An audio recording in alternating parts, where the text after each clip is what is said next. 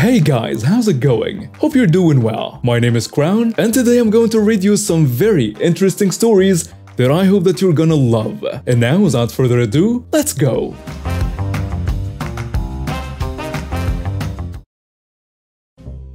Almost 30 years ago, my dad retired from the army and our family made a life-altering move from the army barracks to an entirely different county. It was a significant change for all of us and not one that my sister and I were particularly excited about. She had just started secondary school and didn't want to leave her friends behind, and I simply despised the idea of moving again. But such was the life of an army family. If you're not familiar with the British Army, soldiers were often posted to various locations, including places like Germany, Switzerland, and Cyprus. Depending on the duration of their deployment, the whole family would sometimes accompany them. By the time I was 8 years old, we had already moved at least 4 times that I could remember. Eventually, we settled into a house the Ministry of Defense had provided for retired soldiers and their families. It was an old soldiers' quarter in a peaceful neighborhood.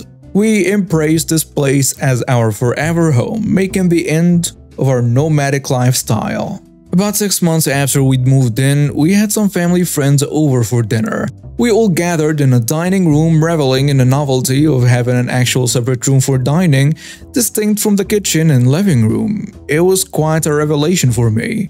In attendance were our grandparents, 3 sets of friends, and our family.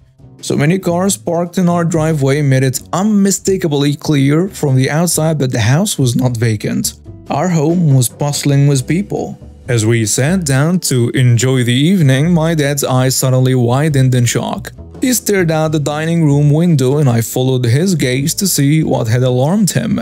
A woman was casually wandering around our garden. She was inspecting the flowers, peeking into the windows and behaving as if our house was up for sale, checking its metaphorical teeth. What struck me as strange was that she couldn't have just walked down the aisle of her house to reach the back garden. She would have had to unlock and open 3 gates to get there. Dad, being the retired army man he was, decided to investigate. He grabbed a couple of his burly mates, G and B, who were also ex-army and rugby types, hard to miss, to accompany him. The woman noticed them but continued to explore our property as if she owned it. Dad asks, "What do you think you're doing?" "I'm looking at the garden," she replied, as bold as brass. G and B looked puzzled and then asked, "We see that. Why?" Dad adds, "What are you doing here? This is my house. Get off my property. Who do you think you are?" The woman shrugged, unfazed. "My son was going to buy this house. I want it. And I wanted to see what I could do with the garden when he buys it." Dad was taken aback and his confusion turned to anger. "What do you mean when he buys it? It's not for sale. I live here." The woman, with a dismissive shrug, says, "No, you don't. My son wanted to buy this house." G and B decided it was time to check on the families and call the police, leaving Dad to deal with the woman. Dad says, "Yeah, make sure the kids stay inside." Then he turns to the woman and demands, "Get the hell off my property, now." But the woman was unfazed and she insisted, "It's not yours, it's mine. I live here." As this bizarre confrontation unfolded, we had opened the window to hear better, and my mother had completely lost her composure. She went into full mama bear mode, knowing that her 2 children were inside, along with 6 other kids whom she had known their whole lives. She stormed out the door. "Get the hell off my property, and get away from my husband, get away from here." Dad tried to calm her down, but Mom was livid. She shouted, "Calm down, love. It's okay. Go inside, I'll get rid of her." The woman, oblivious to the wrath she had incurred, further provoked my mom by calling her a crazy witch. That was the last straw for my dad, who had to physically restrain Mom from confronting this woman. Meanwhile, G and B had successfully called the police, who arrived shortly and escorted the intruding woman off the property. The officer advised Dad to invest in locks for the gates, which only added to Dad's frustration. He explained in no uncertain terms to the police officers that the woman had to unlock several gates to get in. As the police officers led the woman to their car, she declared that she would get us out of her house, emphasizing that it was her son's house and that she lived there. But Dad was not having it. He informed the police that he intended to press charges against her. Suddenly, the woman's tone changed. She began backpedaling furiously, claiming that she hadn't meant any of it and that she was very sorry. It was a sudden about-face, and we couldn't believe the audacity of this woman. The police officers, seasoned in dealing with such situations, were unfazed by her change of heart. They made it clear that pressing charges was up to my dad, and they drove the woman away. We were left standing in our garden, still bewildered by the audacious intrusion. Back in my younger days, I was quite the spoiled kid, I'll admit it. I had nearly every game console a kid could dream of. I was living the dream. But my cousin wasn't as lucky. He never had the latest gadgets and gizmos. Now, don't get me wrong, I was a nice enough kid to let him play on my consoles whenever he came over, but I'd never let him borrow them. I was way too overprotective of my precious gaming gear, and looking back, I realized just how dumb that was. Fast forward a few years and my cousin had grown up, he had a job, and he'd amassed a collection of his own consoles and games. But what really surprised me was that he developed a passion for collecting retro consoles and games. And guess what? I had a treasure trove of them. He offered to buy some from me, but I turned him down without a second thought. You see, those consoles and games held a special place in my heart. I wanted to keep them as cherished memories and maybe even pass them down to my future kids so they could experience the joy of 15 frames per second. Now, here is where things get sticky. My uncle, for years, had been hammering it into my head that my cousin was entitled to my stuff because I had denied him the pleasure of borrowing my consoles when we were still kids. He consistently tried to pressure me into just handing them over, as if my own memories did not matter. Let's fast forward again to late 2022, and by then I'd moved out into my own place and had stashed all my precious consoles and games into storage. My cousin had stopped asking about them long time ago, which was a relief to me. He came over to visit and we were just hanging out, bonding like good old times. That's when he handed me a housewarming gift, a cartridge of Majora's Mask for the N64. It was our all-time favorite game, but my uncle didn't like that one bit. 2 nights later, I was in bed deep in slumber when I heard a loud click, followed by a snap. My heart raced as I jumped out of bed, scrambling to find anything that could serve as a weapon. My fingers were trembling as I dialed 911, not knowing what awaited me beyond my bedroom door. Slowly, I peeked my head out and saw my uncle's bald head glaring in the moonlight. He was going through my stuff as quietly as a cat on a midnight prowl. For what felt like an eternity, I watched him sift through my belongings. It was as if he thought he had the right to be there, as if my space was his space. But thankfully, the cavalry arrived. The cops showed up and I breathed a sigh of relief. They questioned him and I witnessed him being put into a police car, his face contorted with anger and frustration. Turns out he had broken in through my balcony window. That loud click was a crowbar forcing the lock, and the snap was a piece of the window frame giving way. Luckily, nothing was stolen, but I wasn't going to let him get away with it. I was adamant about pressing charges, but then my cousin stepped in. He'd been through a lot since the pandemic hit, and he couldn't bear to lose his father too. I understood, even though it wasn't the best response. After all, he's family. However, I did begin the process of getting a restraining order against my uncle, and I also asked for the damages to be paid, and he ended up paying me $430. In the days that followed the incident, I decided to take matters into my own hands. I ordered some cameras off Amazon. They weren't the best ones, but they did the job. They could send alerts to my phone, and I placed them strategically hidden away so my uncle would not spot them easily. My uncle's sense of entitlement was off the charts. He believed he had every right to my positions just because I didn't lend my consoles to my cousin back in the day. It's a crazy world out there, and sometimes you come face to face with people who think that they are entitled to everything, even if it means breaking and entering. I was heading to the pharmacy to pick up some essentials, including my daughter's formula. My little one, born in March 2021, was thriving even though she was formula fit from day one.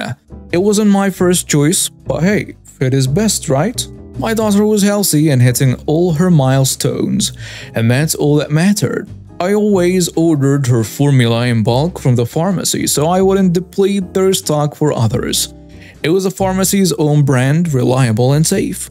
About a month ago, I placed an online order for more formulas along with some other items, and I'd already paid for it.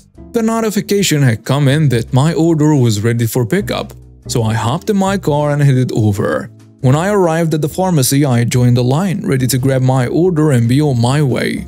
I was so excited to finally have everything I needed for my little one. But little did I know a storm was brewing behind me. Out of nowhere, I heard an entitled voice below. "Where did you get that formula?" I turned around and there she was, Formula Karen. She was a familiar face from school, known for her airs of superiority. She had a baby too, and apparently she used the same formula brand as me.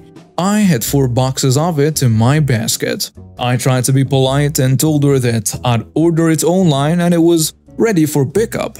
But Karen wasn't interested in politeness. She demanded that I give her 3 of the boxes because, as she put it, the pharmacy had run out, and she had 1 box in her basket. I was taken aback, but I offered to return 2 of the boxes so she could buy them. After all, I could always order more online and 2 boxes would keep my daughter fit for a while. Karen's reaction was anything but pleasant. She claimed that I should just hand them over because they were already paid for. Why should she have to buy them? I reiterated my willingness to return them, suggesting she place an online order herself, which would be delivered to her in 3 to 5 days. But Karen wasn't having it. She got right up in my face, raising her voice as she argued that her child deserved it more because of some incomprehensible reasoning. She even went so far as to assert that she deserved it more because she had a higher position than I did.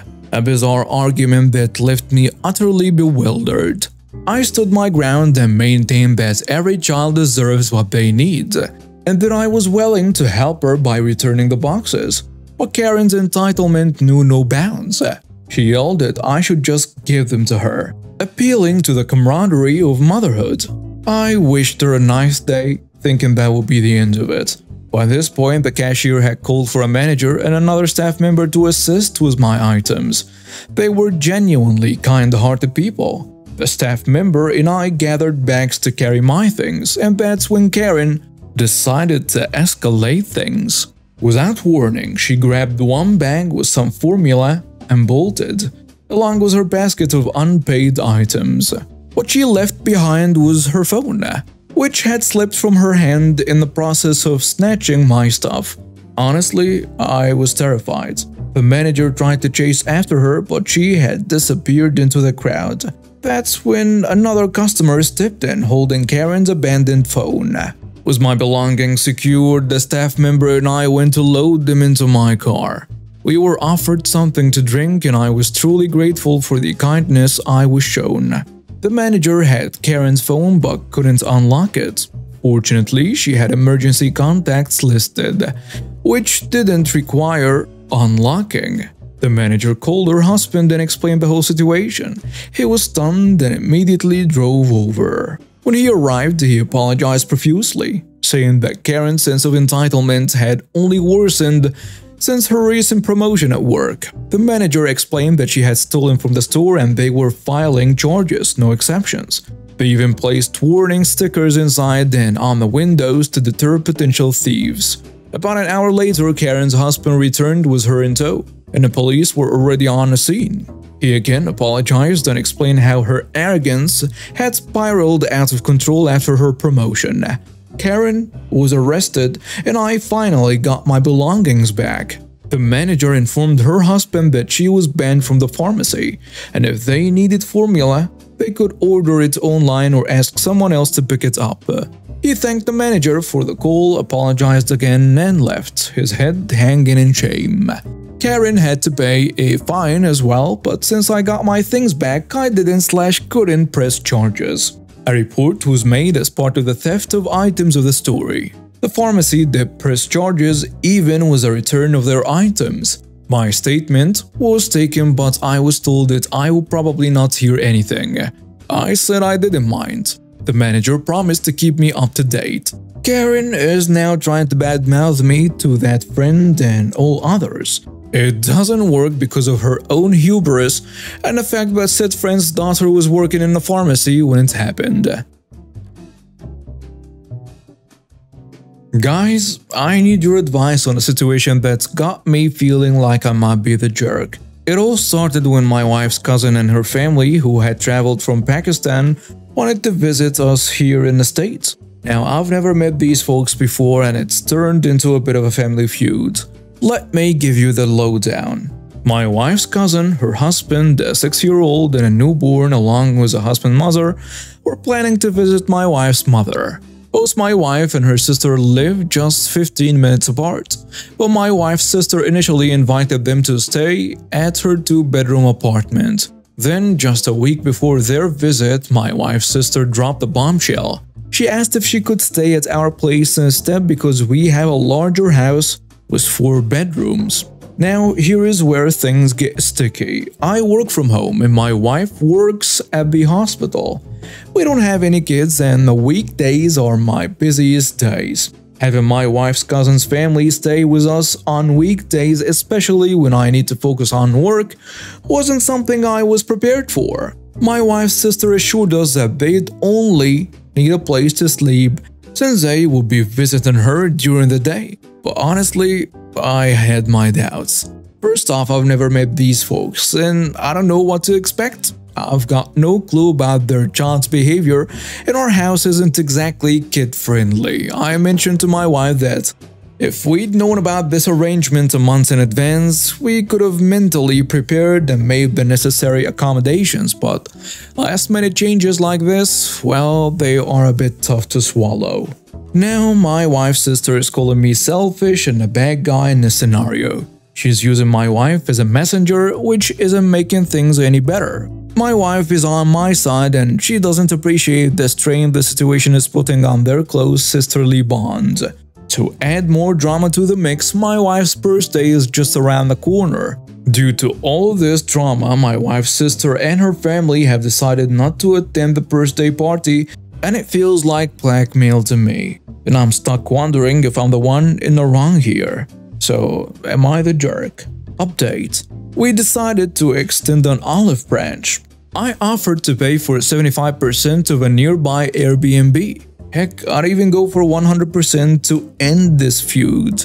But what did we get in response? Crickets. No text response back. My wife then discussed the Airbnb idea with her mother-in-law. And guess what? My sister-in-law shut it down with a firm, "We're not doing an Airbnb."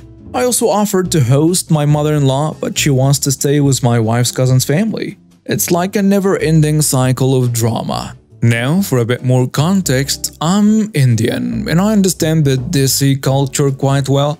However, I'm all for setting boundaries and respecting everyone's comfort levels. My mother-in-law has been bouncing between our 2 households for the past 6 months. I work from home during the day and my computer is a beastly desktop that cannot be moved around easily. Taking personal time off could have been an option if we had known about this visit sooner. If my in-laws had communicated better, we could have planned for dates that worked for everyone, like Thanksgiving break when I would have had the week off. So there you have it, folks. Am I the jerk in this situation? I'd really appreciate your thoughts and advice on how to navigate this family feud. It's a tricky one, and I want to do what's right without feeling like I'm being taken advantage of. Thanks for listening. And now with some comments on the post. Someone saying, "You're not the jerk." At this moment, your sister-in-law is saying you have more bedrooms, but they will come to my small apartment every day to visit. Until we are going to all come to your house every day cause you have a bigger house to host all the family during this visit. We are all visiting at your house and you haven't made us lunch. Why are you ignoring us while you are in your house during the day? You can work later. It may or may not happen like this, but agreeing to them staying last minute causes more issues, especially since they will probably expect you and your wife to play host to them all week. Another commenter adds, "Not that jerk, your wife's sister invited them over. Didn't she know that she has a 2-bedroom place beforehand? She could talk to you and your wife before inviting them over, discussing everything. But now it seems like she decided not to deal with her own promises and guilt-tripping you." A third commenter goes with, "Not the jerk, but you married someone with a big extended family. It's 1 week and you keep the peace between your wife, her sister and her family. I suggest just biting the bullet and making the best out of it."